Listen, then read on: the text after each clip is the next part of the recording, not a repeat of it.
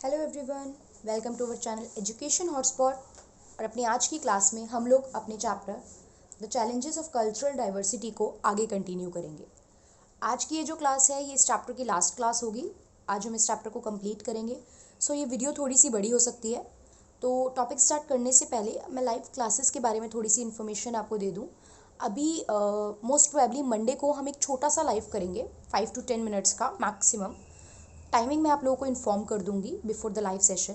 उस live session में मैं आप लोगों के डाउट्स, फीडबैक और पर्टिकुलरली ये जानना चाहूँगी कि जो हम लाइव क्लासेस आगे शुरू करेंगे दिसंबर एंड जनवरी के लिए, उसमें हमें पर्टिकुलरली क्या करना चाहिए। हम लोग उन क्लासेस में रिवीजन करके चलें चैप्टर वाइज, पूरा चैप्टर 1 आवर 2 आवर जो भी लग जाए, अप्रॉक्स 1 घंटा तक लगेगा मैक्सिमम एक चैप्टर की रिवीजन में, या फिर हम उसमें क्वेश्चन आंसर फॉर्म में डिस्कशन करके चलें। ठीक है, ये सारी चीज़ें हम लोग देखेंगे। तो आज की क्लास में हमारा टॉपिक है सेक्युलरिज्म।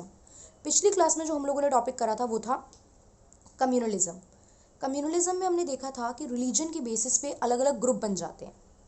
रिलीजन के बेसिस पे अलग अलग ग्रुप बन जाते हैं और लोग अपने ग्रुप के, अपने रिलीजन के फेवर में काम कर रहे होते हैं। और इवन कई बार यहाँ पे वॉयलेंस, ठीक है, प्रोटेस्ट, वॉयलेंस बहुत ज़्यादा देखने को हमें मिलती है। हमने उसमें गुजरात वाला पर्टिकुलर जो राइट्स हुए थे, उसके अलावा जो सिख को लेके राइट्स हुए थे, ये हमने वो एग्जाम्पल की फॉर्म में स्टडी किया था। आज हमारा टॉपिक है सेक्युलरिज्म। और सेक्युलरिज्म का मतलब क्या होता है? जब हम कह रहे हैं सेक्युलरिज्म या सेक्युलराइजेशन, तो इसका मतलब होता है कि हम किसी भी एक पर्टिकुलर रिलीजन को फॉलो नहीं कर रहे हैं। ठीक है, हमारा बिलीव या हमारी जो लॉयल्टी है, वहाँ पे हम किसी एक रिलीजन की बात नहीं कर रहे हैं। जब हम कहते हैं इंडिया एक सेक्युलर स्टेट है, इंडिया एक सेक्युलर स्टेट या एक सेक्युलर नेशन है, तो ये हम इसलिए कहते हैं क्योंकि इंडिया जो है इसने अपना कोई भी रिलीजन अडॉप्ट नहीं किया। सिंपल सी बात देखिए, लाइक सऊदी अरेबिया की बात करते हैं, ठीक है, पाकिस्तान की बात करते हैं। अगर ये नेशन की बात की जाए तो आपको पता है ये एक इस्लामिक नेशन है। इन्होंने क्लियरली डिक्लेयर कर रखा है कि एक इस्लामिक नेशन है। इनके जो कॉन्स्टिट्यूशन है, जो रूल्स हैं, वो उसी को बेस लेके बनाए जाते हैं। वहीं अगर हम इंडिया की बात करें तो इंडिया में ऐसा कहीं भी मेंशन नहीं है। जब संविधान बना था तभी हमने अपने आप को, हमारे प्रियम्बल जो है वहाँ पे लिख दिया था कि इंडिया जो है वो कैसा नेशन है, sovereign, secular, socialist, Republic and democratic. तो सेक्युलर वर्ड का मतलब है इंडिया का अपना खुद का कोई रिलीजन नहीं है।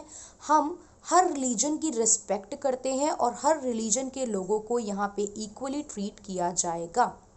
क्लियर? तो मीनिंग क्या हुआ? It is the believe that religion should not influence और to be involve in the organization of society, education, government etcetera. मतलब कुछ भी पॉलिटिकल एजेंडा की बात हो रही हो, पढ़ाई से रिलेटेड एडमिशन एंड इन सब चीज़ों की बात हो, सोसाइटी, सोशल लेवल पे बात हो, हमें रिलीजन को बेस नहीं बनाना है। अब बन जाता है, बहुत से केसों में होता है। कम्युनलिज्म में ये एग्जाम्पल देखा, वो तो प्रैक्टिकल चीज़ें हैं, डिफरेंट चीज़ है। बट सेक्युलरिज्म में हम कोशिश करते हैं कि हम ये सब चीज़ें क्या करें, अवॉइड करें। अब सेक्युलराइजेशन क्या हुआ?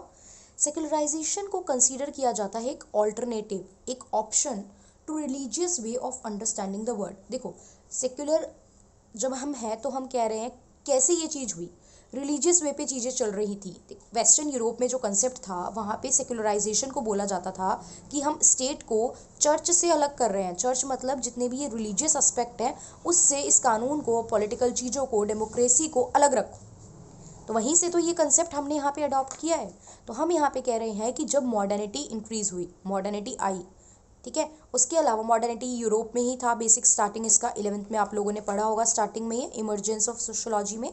तो मॉडर्निटी आनी स्टार्ट हुई, साइंस और रेशनैलिटी, रेशनल थिंकिंग लोगों में बढ़ी, इंडस्ट्रियल रिवोल्यूशन आना स्टार्ट हुआ।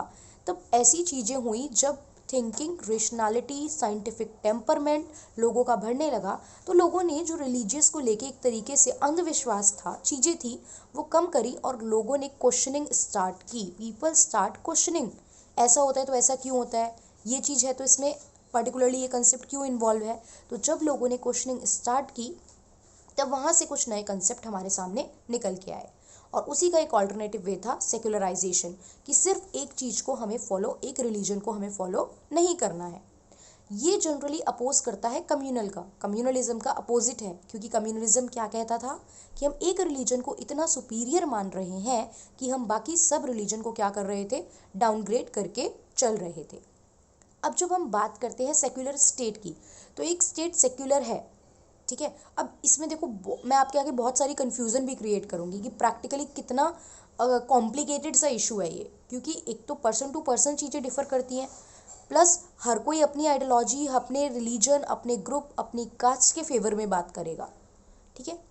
तो यहाँ पे देखो एग्जाम्पल क्या है, हम एक सेक्युलर स्टेट है, इंडिया एक सेक्युलर स्टेट है, मैंने आपको बताया, ठीक है। प्रियम्बल में लिखा हुआ है, हमारे सबसे पहली बात तो हम ये मेंशन करेंगे, हमारे प्रियम्बल में ही लिखा हुआ है कि इंडिया एक सेक्युलर स्टेट है, और प्रियम्बल जो है वो पूरे कॉन्स्टिट्यूशन की आत्मा कही जाती है, और कॉन्स्टिट्यूशन मेरे देश का कानून है।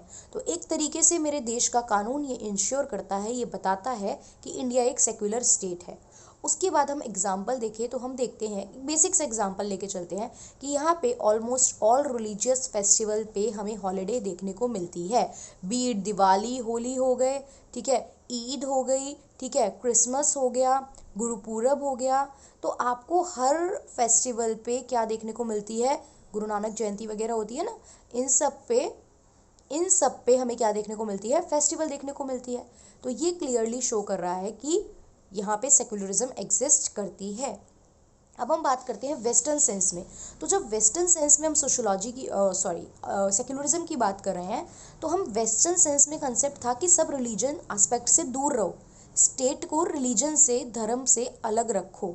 बट जब इंडियन सेंस की बात करते हैं तो हम धर्म से दूर रहने की बात नहीं करते, धर्म से दूर नहीं रहना है, धर्म में इन्वॉल्व हो, स्टेट इन्वॉल्व होए, कोई इशू नहीं है, बट सारे धर्म को, सारे रिलीजन को इक्वल राइट दे के चलना चाहिए। क्लियर, आप इन्वॉल्व रहो लेकिन सबको क्या देके चलो, इक्वल राइट देके चलो। ये बात हमें समझ में आई। इसके बाद हम आगे देखेंगे कंसेप्ट कि कॉम्प्लिकेशन क्या आती है इसमें, मतलब प्रॉब्लम क्या आ रही है इन सब चीज़ों में, सेक्युलरिज्म वाले कंसेप्ट को अडॉप्ट करने में, फॉलो करने में। तो देखो, Indian state commitment to secularism as well as protection of minorities. हम लोग क्या कर रहे हैं, एक तरफ तो हम कह रहे हैं कि हम सेक्युलरिज्म फॉलो कर रहे हैं, हम हर रिलीजन को इक्वल मान के चल रहे हैं, दूसरी तरफ हम क्या कर रहे हैं, हम माइनॉरिटीज़ को प्रोटेक्शन देके चल रहे हैं। माइनॉरिटीज़ की जब बात आती है तब आपको पता होना चाहिए, सिख, ठीक है, मुस्लिम्स, पारसी, ये सब लोग किस में आते हैं, जैन, ये सब लोग किस में आते हैं, ये सब लोग माइनॉरिटीज़ में आते हैं। माइनॉरिटीज़ का कंसेप्ट किस बेसिस पे, जो लोग पॉपुलेशन में कंपैरेटिवली कम है, ठीक है, पॉपुलेशन में कंपैरेटिवली कम है। और मैंने आपको प्रीवियस वीडियोस में बताया था कि माइनॉरिटीज़ में भी सबसे बड़ी माइनॉरिटीज़ कौन सी है, मुस्लिम्स, ठीक है। तो एक जगह तो आप सेक्युलरिज्म की बात कर रहे हो, और दूसरी जगह आप कह रहे हो कि इन माइनॉरिटीज़ को आप प्रोटेक्ट करके चलोगे, इन्हें आप स्पेशल ट्रीटमेंट दोगे, इन्हें आप रिजर्वेशन दोगे। तो कहीं ना कहीं थोड़ी बहुत बातें कॉन्ट्राडिक्टरी लग रही हैं। तो कुछ लोग, मतलब यहाँ पे तो ये दिख रहा है कि आप जो माइनॉरिटीज़ को, मतलब गवर्नमेंट जो है वो माइनॉरिटीज़ को फेवर कर रही है, और क्या कर रही है, उनके साथ प्रॉपर अपीसमेंट वाला बिहेवियर कर रही है। तो अब कुछ लोग इस चीज़ के फेवर में है कि यस ऐसा होना चाहिए, इट इज़ नेसेसरी, बिकॉज वो माइनॉरिटी हैं, अगर आप उनके फेवर में नहीं रहोगे, चीज़ें नहीं करोगे, तो उनका अपब्रिंगिंग, उनका डेवलपमेंट बेसिकली कैसे हो पाएगा, ये चीज़, और स्टेट को इन सब चीज़ों का ध्यान रखना चाहिए। तो कुछ तो होते हैं अपोनेंट्स और कुछ होते हैं सपोर्टर, जो इस आइडिया के अगेंस्ट भी हैं, जो इस आइडिया के फेवर में भी हैं। तो जो लोग अपोनेंट्स हैं वो ये कहते हैं कि आप लोग ऐसा इसीलिए कर रहे हो ताकि आपको माइनॉरिटीज़ लोगों के वोट मिल सके, क्योंकि वो भी ऐसा भी नहीं है कि बिल्कुल कम है, तो आप उनको अपने फेवर में करने के लिए, अपना वोट बैंक बढ़ाने के लिए ये काम करते हो, जिससे कि वो आपके फेवर में रहें, ठीक है। तो secularism of this sort is only an excuse to favour the minorities in return for their votes. हम इन्हें इसलिए फेवर कर रहे हैं ताकि बदले में हमारा वोट बैंक बढ़ सके और इनके वोट हमें मिल सके। क्लियर। अब जो लोग सपोर्ट करते हैं इस आइडियोलॉजी को, जो लोग इसके फेवर में हैं, वो क्यों कह रहे हैं ये बात कि नहीं ऐसा होना चाहिए, वो कह रहे हैं कि विदाउट स्पेशल प्रोटेक्शन, अगर आप स्पेशल प्रोटेक्शन इन्हें नहीं देते हो, तो secularism can turn into an excuse for imposing the minority community value and norm, majority communities value and norms on minority. मतलब फिर तो ये बस नाम की बात रह जाएगी, माइनॉरिटी भी कुछ है, क्योंकि ये लोग कम हैं, इनके पास कोई राइट नहीं है, कोई प्रोटेक्शन नहीं है। तो जो लोग मेजॉरिटी में हैं, उनके जो रूल्स हैं, उनका जो कल्चर है, उनसे रिलेटेड जो वैल्यूज़ हैं, वही माइनॉरिटीज़ को माननी पड़ जाएगी, क्योंकि ये तो ऐसे मेजॉरिटी और हावी होते रहेंगे और माइनॉरिटीज़ तो बिल्कुल कम हो जाएंगे, क्योंकि ना तो आप उन्हें प्रॉपर एजुकेशन में अपलिफ्ट होने का मौका दे रहे हो, ना आप जॉब अपॉर्चुनिटीज़ उन्हें दे रहे हो जिससे वो इंक्रीज़ कर सके, उन्हें बेटर अपॉर्चुनिटीज़ मिल पाए। तो यहाँ पे सपोर्टर्स कहते हैं कि yes this special protection is necessary. समझ में आई? अब यहाँ पे हम देख रहे हैं चीज़ें कि बहुत सारी चीज़ें हैं। देखो अब कुछ सेक्युलरिज्म के जो फेवर में है, कुछ अगेंस्ट लोग हैं, तो इन बहुत सारे क्वेश्चन आप एनसीईआरटी में देखोगे ना, तो आपके बहुत सारे क्वेश्चन रेज किए गए हैं। क्वेश्चन किस किस रिगार्डिंग किए गए हैं कि जैसे कि एक सेक्युलर स्टेट है तो क्या उसे हज पिलग्रिमेज में और जो भी आपके चार धाम की यात्रा है ये सब है, इनमें उनको सब्सिडीज़ देनी चाहिए? क्या तब आप कहोगे सेक्युलरिज्म इंश्योर हो रहा है? या फिर अगर हम कह रहे हैं कि काउ स्लॉटर को बैन कर दिया जाए बिकॉज काउस जो है वो किसी एक पर्टिकुलर धर्म के लिए हम पूजनीय है, वहाँ पे गाय को गॉडेस का दर्जा दिया जाता है, तो क्या दूसरे रिलीजन में जहाँ पे पिग का जो पर्टिकुलरली हम लोग क्या मानते हैं वहाँ पे बिल्कुल वो लोग उसको अवॉइड करते हैं, तो क्या आप इसको भी बैन करेंगे? ठीक है, वहाँ पे जो पिग का मतलब पोर्क खाना ये चीज़ जो है वो बिल्कुल नेगेटिव और अगेंस्ट मानी जाती है, तो फिर आप क्या इसके पिग के स्लॉटर को भी बैन करेंगे? ये दोनों चीज़ें भी इकट्ठे मतलब आती हैं। अब सिख कम्युनिटीज़ को टर्बन रखना अलाउड है, तो क्या मुस्लिम कम्युनिटी का अगर कोई पर्सन मिलिट्री आर्मी में जा रहा है, ठीक है, सिख पर्सन जो है वो आर्मी में जा रहे हैं तो they are allowed to keep the turban, वो अलाउड है वहाँ पे उन्हें। ठीक है, तो इसी तरीके से कोई हिंदू पर्सन जा रहा है तो क्या उन्हें भी अपने हेड शेव करना, या मुस्लिम जा रहे हैं तो उन्हें लॉन्ग बियर्ड मतलब लॉन्ग शेव रखना अलाउड है? तो ये सब टाइप की चीज़ें जो है ना ये कॉम्प्लेक्स कर देती हैं इस सिचुएशन को। ऐसे बहुत से क्वेश्चन हैं जो क्या कर रहे हैं, इस चीज़ को कॉम्प्लेक्स कर रहे हैं। और बहुत सारी जो कंट्रोवर्सीज हो रही हैं, जो इश्यूज आ रहे हैं, राइट, ये जो कंट्रोवर्सीज हैं इतनी सारी डिफरेंट डिफरेंट, तो ये जितनी भी कंट्रोवर्सीज हैं ये बहुत मुश्किल हो गई हैं सॉल्व करनी। क्यों? क्योंकि एक तो पॉलिटिकल पार्टीज़ अपने अपने हिसाब से, जो पार्टी आ रही है वो अपने अपने हिसाब से मुद्दा रेज कर रही हैं, और ये जो रिलीजन और ये सब चीज़ें रही हैं ये हमेशा से एक बहुत बड़ा मुद्दा रहा है। ठीक है, इसके अलावा सोशल मूवमेंट, आजकल आवाज़ उठाने वाले लोग भी तो बहुत हो गए हैं, ऐसा हो गया तो ये चीज़ है, तो ये सब सोशल मूवमेंट जो है ये इन मूवमेंट्स को मरने ही नहीं दे रहे हैं, ये इन सब चीज़ों को अभी भी बहुत ज़ोर शोर से जिंदा रखे हुए हैं। ठीक है, अब हम बात करते हैं, देखो हमारे कॉन्स्टिट्यूशन ने फिर भी एक हद तक कोशिश की है कि ये सारी प्रॉब्लम्स को हैंडल करा जाए, अलग अलग तरीके की लॉ बना के, इक्वालिटी इंश्योर करके, सेक्युलरिज्म को फेवर करके कॉन्स्टिट्यूशन ने ट्राई करा है कि ये सब चीज़ें थोड़ा सा कंट्रोल में रहें। अब पॉलिटी आप लोग पढ़ रहे हैं अगर, तो 11th में भी पढ़ी होगी, 12th में तो चलो इतना डिटेल में कॉन्स्टिट्यूशन नहीं है, बट 11th में आपने देखा होगा कि इन सब चीज़ों सेक्युलरिज्म के बारे में कैसे कॉन्स्टिट्यूशन अलग अलग बातें करता है, और सेक्युलरिज्म को इंश्योर करने के लिए और कम्युनलिज्म को अवॉइड करने के लिए क्या क्या कॉन्स्टिट्यूशन में प्रोविजंस हैं। ठीक है, अब हम बात करते हैं जो हमारे फर्स्ट जनरेशन के लीडर थे, मतलब जब हम जस्ट आज़ाद हुए उस टाइम पे जितने भी लीडर थे वो उस टाइम पे मेजॉरिटी ऑफ द लीडर्स जो थे वो हिंदू थे और अपर कास्ट के थे, majority, I am not saying 100%, Muslims भी थे, कुछ लोअर कास्ट के भी थे। फादर ऑफ द कॉन्स्टिट्यूशन की बात करें बी आर अम्बेडकर, वो खुद अपने आप में उस टाइम पे दलित थे, तो I am not saying 100%, I am saying majority. तो वो चाहते थे कि ये जो कॉन्स्टिट्यूशन बने जिसके बेसिस पे मेरा देश चलना है आगे, वो लिबरल हो, वो सेक्युलर स्टेट की बात करे और एक डेमोक्रेटिक कॉन्स्टिट्यूशन हो। ठीक है, अब एक वर्ड बार बार हम देखते भी हैं और ये सब मतलब चैप्टर में यूज़ भी हो रहा है कई बार, नेशन बिल्डिंग। तो जब हम राष्ट्रीय निर्माण की बात करते हैं, नेशन बिल्डिंग इज़ व्हाट, राष्ट्रीय निर्माण। तो जब मैं राष्ट्रीय निर्माण की बात कर रही हूँ तो राष्ट्रीय निर्माण कैसे होता है, आप अपना मतलब देखो सबसे पहले तो मॉनेटरी बेनिफिट आता है, मैं कह रही हूँ आप ग्रो करो कुछ भी करो, तो सबसे पहले तो मैं ये कहूँगी भाई पैसा कमाओ, पैसा कमाओगे, पैसे से ही काफ़ी सारी चीज़ें हो सकती है ना, मनी इज़ इम्पॉर्टेंट, आपको बेसिक नेसेसिटीज़, रोटी कपड़ा मकान हेल्थ एजुकेशन ये सब फुलफिल करनी है, तो व्हाट यू नीड, बेसिक चीज़ें मनी चाहिए हमें, तो इकोनॉमिक अपलिफ्टमेंट करो, उसके बाद सोशल ट्रांसफॉर्मेशन, रहन सहन का तरीका, हम उठ बैठ देखते हैं कैसे लोगों में है, कैसी सोसाइटी में हम लोग रह रहे हैं, तो ये सारी चीज़ों पे हम वर्क करना स्टार्ट करते हैं। Is that clear? तो ये जो हमने कंसेप्ट देखा वो हमने पूरा करा सेक्युलरिज्म। हम issues related to particularly cultural diversity जब हम बात करते हैं तो क्या क्या प्रॉब्लम आती है, डाइवर्सिटी है, मैनेज नहीं हो पा रही हैं चीज़ें, तो हमने देखा माइनॉरिटी मेजॉरिटी का इशू होता है, राइट, माइनॉरिटी मेजॉरिटी वाला इशू देखा था हमने। फिर हमने देखा था कम्युनलिज्म एक बहुत मेजर इशू है, माइनॉरिटी मेजॉरिटी में हमने ये भी देखा था कि कॉन्स्टिट्यूशन क्या बात करता है इसके बारे में, कम्युनलिज्म देखा था, एंड देन कम्युनलिज्म के बाद आज हमने देखा सेक्युलरिज्म। अब इस चैप्टर में जो लास्ट टॉपिक दिया हुआ है उसको भी आज हम कवर करेंगे और ये चैप्टर ख़त्म करेंगे। तो वो लास्ट टॉपिक जो हमारा है वो है स्टेट एंड सिविल सोसाइटी। ठीक है, अब स्टेट क्या होता है ये कंसेप्ट देख लिया। ठीक है, सिविल सोसाइटी क्या है, सोसाइटी में हम लोग रह रहे हैं, पूरी सोसाइटी सिविल सोसाइटी, जहाँ पे लोग आपस में एक दूसरे से कनेक्टेड हैं। ग्रुप होता है एक जहाँ पे लोग कुछ पर्सनल आपस में कुछ रिलेशनशिप शेयर कर रहे हैं। लाइक अगर मैं आपका ऑफिस बोलूँ, आपका स्कूल बोलूँ, ठीक है, आप किसी मंदिर में जाते हो, आपने कोई रिलीजियस ऑर्गेनाइजेशन बना लिया है, कोई मंडली बना ली है, तो ठीक है, इसके अलावा बहुत सारे ग्रुप्स अलग से बन जाते हैं। लाइक आप जिस कॉलोनी में रह रहे हैं वहाँ पे रेजिडेंट्स वेलफेयर एसोसिएशन बन जाती है। ये मैं छोटे छोटे एग्जाम्पल बता रही हूँ जिनसे आप कनेक्टेड फील कर सकते हो। इसके अलावा बहुत सारे एनजीओज होते हैं, वो भी सिविल सोसाइटी का पार्ट है। ठीक है, मीडिया वगैरह जो ये ग्रुप है ये भी आपस में ग्रुप है ना। एक बॉलीवुड जब मैं बोलती हूँ तो Bollywood is a group, Bollywood में सब पूरे बॉलीवुड की बात की जा रही है, किसी एक पर्सन की बात नहीं की जा रही। तो ये सब भी किसका पार्ट होते हैं, सिविल सोसाइटी का। तो यहाँ पे कहा है कि स्टेट जो है वो एक इम्पॉर्टेंट रोल प्ले करता है कल्चरल डाइवर्सिटी को मैनेज करने में। इतने सारे लोग हैं तो स्टेट अपने आप में एक इंडिपेंडेंट बॉडी, इंडिपेंडेंट संस्था कंसीडर्ड किया जाता है जो एक इम्पॉर्टेंट रोल प्ले कर रहा है।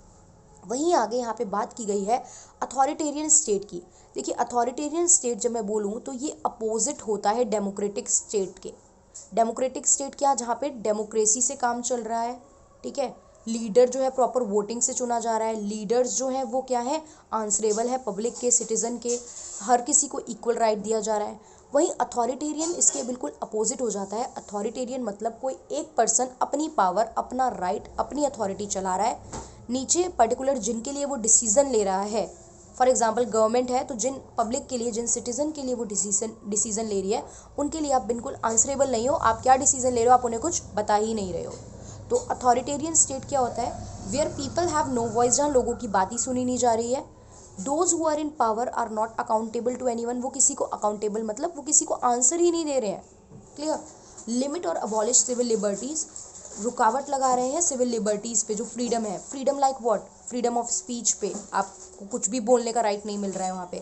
प्रेस मतलब आप न्यूज़, मतलब जो न्यूज़ पब्लिश करना, छापना, इसका कुछ राइट नहीं है। कोई भी पॉलिटिकल एक्टिविटी आप नहीं कर सकते हो, छोटे मोटे जो भी एसोसिएशन बनाने हैं, ये करना है, ये सब आप नहीं कर सकते हो। Right to protection from wrongful use of authority, अगर कोई पावर में जो पर्सन है वो अपनी अथॉरिटी का गलत यूज़ कर रहा है तो नॉर्मल एक डेमोक्रेटिक स्टेट में तो क्या है कि आप उसके अगेंस्ट आवाज़ उठा सकते हो पर्सन में, बट यहाँ पे आप कुछ नहीं बोल सकते हो। आजकल चल तो गया है, पुलिस वाले अथॉरिटी का गलत यूज़ करते हैं, चलते फिरते मार दिया, ये कर दिया, देख रहे हो ना, लोग सोशल मीडिया यूज़ करके वायरल कर रहे हैं चीज़ें। तो एक पर्टिकुलरली लोग आवाज़ उठा रहे हैं गलत के खिलाफ, उस पब्लिक अथॉरिटी के खिलाफ। लोग डर के नहीं बैठ रहे हैं कि ये पर्सन तो इतना बड़ा पोस्ट पे है, अब मैं चुप बैठूँ, मैं आवाज़ ना उठाऊँ। नो, तो डेमोक्रेटिक स्टेट में ये अलाउड होता है। वहीं अथॉरिटेरियन स्टेट में आप ऐसा बिल्कुल भी नहीं कर सकते हो। ठीक है, लॉ से रिगार्डिंग बेसिक चीज़ों का राइट हमें नहीं होता है। इसके अलावा क्या क्या चीज़ें होती हैं, इसके अलावा करप्शन भी हो सकता है जो इस चीज़ को रोक रहा है कि प्रॉपर स्टेट अच्छे से फंक्शन करे। इनएफिशिएंसी भी होती है। इनएफिशिएंसी मतलब प्रॉपर टाइमली चीज़ें आप नहीं कर पा रहे हो, रिसोर्सेज की कमी है। ठीक है, इनएफिशिएंसी मतलब क्या होता है, आप काम कर रहे हो लेकिन टाइमली नहीं कर रहे हो, कॉस्ट बहुत ज़्यादा लगा रहे हो, तो रिजल्ट आउटपुट उतना अच्छा नहीं आ पा रहा है। तो अब ये सब जो बातें करी ना, देखो एक सिंपल सा क्वेश्चन रेज होता है, व्हाई अ स्टेट में not be all that it should be. एक स्टेट वैसा क्यों नहीं हो सकता जैसा उसे होना चाहिए। तो एक स्टेट ऐसा इसलिए नहीं हो सकता क्योंकि ये सब प्रॉब्लम भी कई बार देखने को मिलती हैं। क्लियर। इसके बाद जो इसमें हम टॉपिक देखेंगे वो टॉपिक है नॉन स्टेट एक्टर। एक वर्ड यूज़ हुआ है नॉन स्टेट एक्टर। तो हमने देखा स्टेट एक इम्पॉर्टेंट रोल प्ले करता है कल्चरल डाइवर्सिटी को मैनेज करने में। वहीं ऐसे बहुत सारे नॉन स्टेट एक्टर भी होते हैं, मतलब factors other than state. Factor other than state, state के अलावा भी बहुत सारे फैक्टर हैं जो कल्चरल डाइवर्सिटी और इन सब चीज़ों को, इन इश्यूज़ को एड्रेस करने में एक इम्पॉर्टेंट रोल प्ले करते हैं। और वही नॉन स्टेट एक्टर जो हैं वो सिविल सोसाइटी के रूप में हमारे सामने आते हैं। सिविल सोसाइटी की फॉर्म में हम उनको फेस करते हैं, सारे नॉन स्टेट एक्टर को।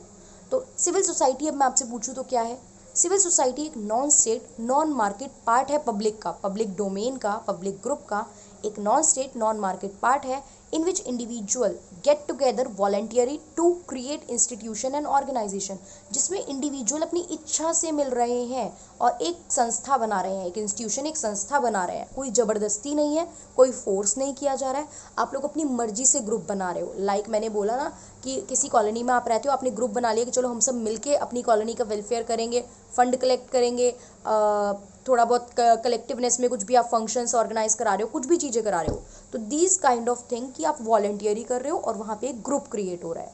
तो अब ऐसे कुछ एग्जाम्पल, ऐसी कुछ ऑर्गेनाइजेशन के एग्जाम्पल की अगर मैं बात करूँ तो वो होती हैं जैसे पॉलिटिकल पार्टीज़ बन रही हैं, मीडिया एंड इंस्टीट्यूशन है, ट्रेड यूनियन बन जाती है, फैक्ट्री में जो लेबर्स होती हैं उन अपने खिलाफ हो रही चीज़ों के लिए आवाज़ उठाने के लिए वो क्या करते हैं, ट्रेड यूनियन बना लेते हैं।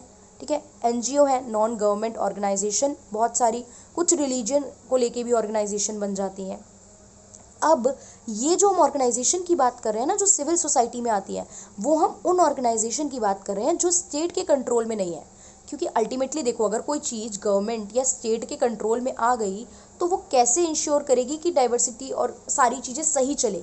ठीक है, हम बात कर रहे हैं ऐसी ऑर्गेनाइजेशन जो गवर्नमेंट के कंट्रोल में नहीं है, क्योंकि हमें आवाज़ तो गवर्नमेंट या पर्टिकुलरली पब्लिक अथॉरिटी में कोई गलत चीज़ हो रही है उसके अगेंस्ट ही उठानी है ना। क्लियर। तो अब कोई पर्सन जो उसी पार्टी से बिलोंग रखता है और उसी पार्टी का कोई पर्सन गलत कर रहा है तो वो आवाज़ थोड़ी उठाएगा।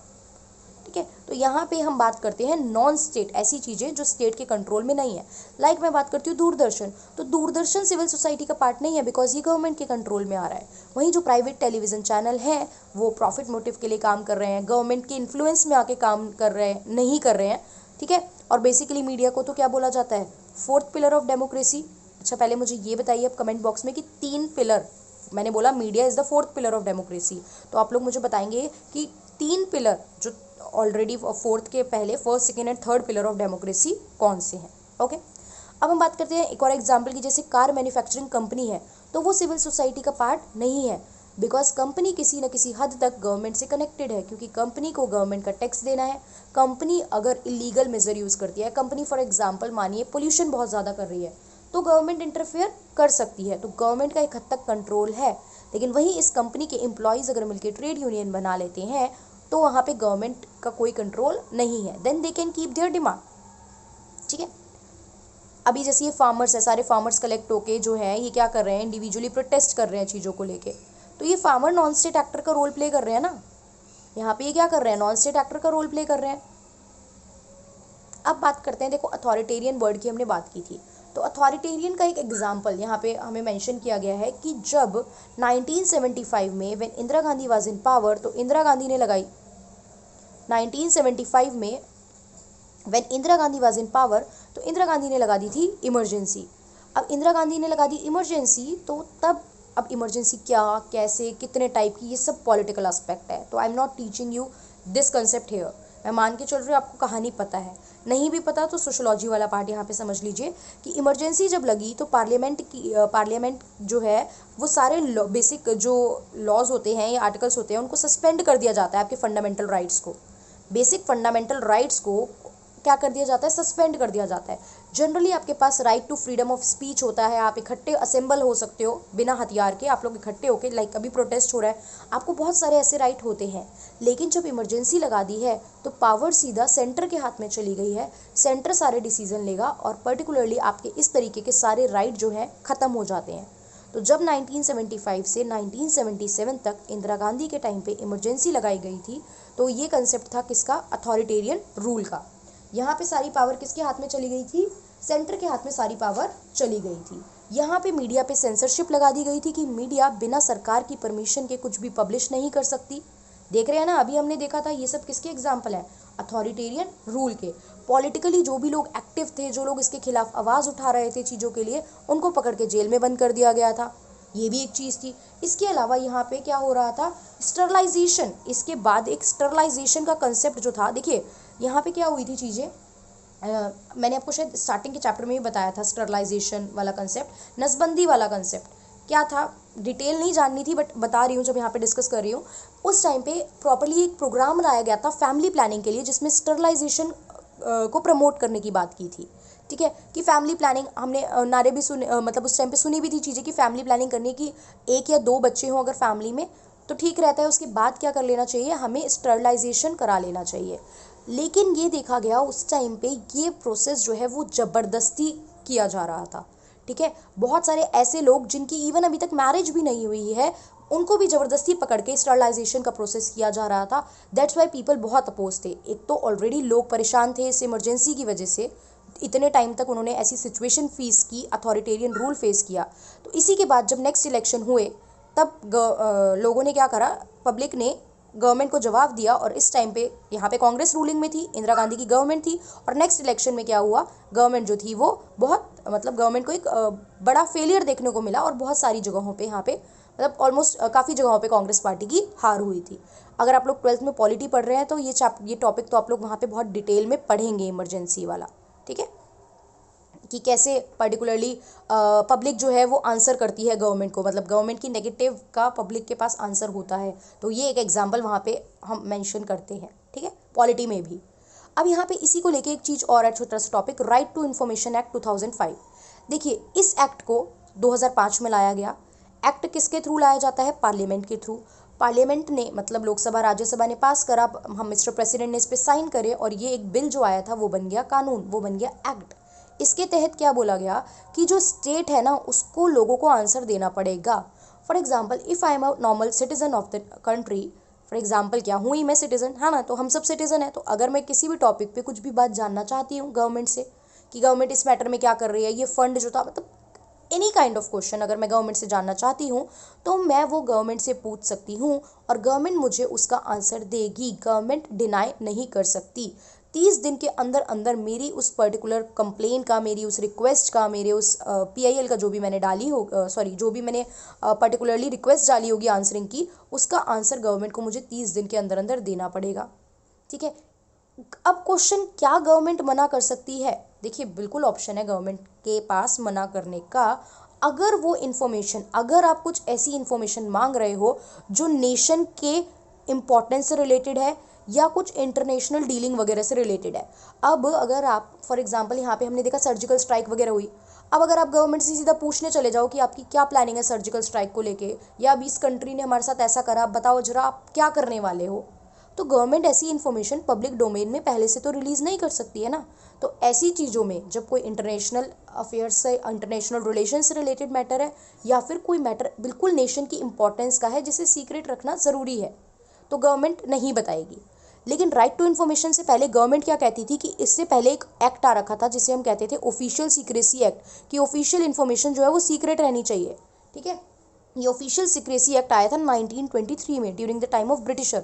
तो गवर्नमेंट इसके चलते इन्फॉर्मेशन डिस्क्लोज ही नहीं करती थी, जिस वजह से पब्लिक बहुत डिससेटिस्फाई थी और गवर्नमेंट की अकाउंटेबिलिटी भी हम इंश्योर नहीं कर पाते थे। तो इस चीज़ को ख़त्म करने के लिए ये 2005 में राइट टू इन्फॉर्मेशन एक्ट आया। और यहाँ पे जितने भी रिकॉर्ड्स होते हैं उनको कंप्यूटराइज करने की बात की, क्योंकि रिटन मैनुअल रिकॉर्ड्स में तो घपले कर सकते हो आप लोग, डेटा इन्फॉर्मेशन इधर उधर कर दी, बट जब कंप्यूटराइज होने लगी चीज़ें तो थोड़ा सा ये जो चीज़ें थी उसमें ट्रांसपेरेंसी, कंप्यूटराइज करने से हुआ क्या कि ट्रांसपेरेंसी आ गई। Is that clear?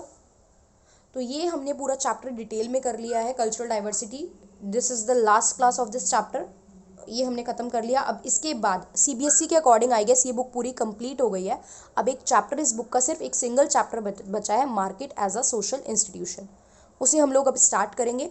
अभी मंडे को एक लाइव में हम लोग सिर्फ छोटा सा 5-10 मिनट का लाइव रखेंगे टू डिस्कस कि आगे के लाइव सेशन में हमें क्या करना है। So I want all of you to be there to attend that live session, जिसमें आप लोग मुझे सजेशन देंगे। आपके सजेशन के बेसिस पे ही मैं आगे की सारी प्लानिंग करूँगी। उसके बाद से फिर मैं लाइव क्लास का सारा शेड्यूल आप लोगों को इन्फॉर्म कर दूँगी। So that's all for today. Thank you for watching the video.